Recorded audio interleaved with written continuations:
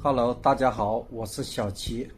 现在是凌晨1点40分，给大家看一下。最近隔壁搬来了一对小情侣，然后每天晚上都很吵。我的这个邻居的这个墙，我墙对面的话就是我这个隔壁的这个邻居的一个房间，然后就这个一墙之隔，然后我每天睡在这里就发来各种各样的声音，听着就很吵。我现在趴在这里，都能听见隔壁的一些有异响的声音。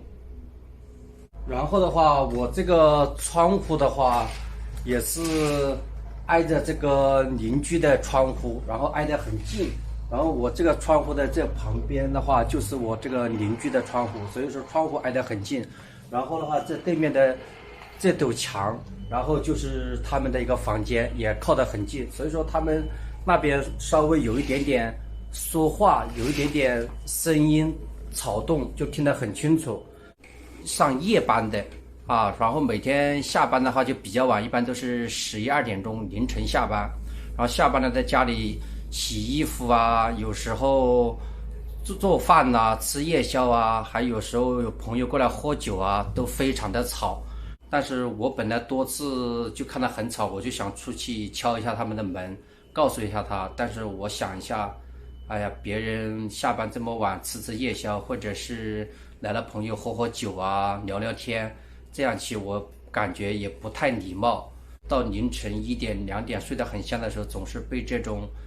怪怪的声音啊、吵杂的声音吵醒，其实也挺心烦的。不过的话，我们也理解隔壁邻居的这一对小夫妻的他们的一个工作环境以及他们的一个生活习惯，但是我也不好意思去打扰他。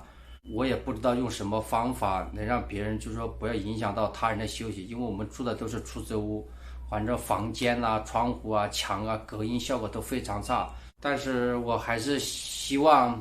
就是说这种嘈杂的声音，这种下班比较晚的人的话，就邻居的话，大家都和睦一点，就不要影响到别人，因为别人白天也要工作。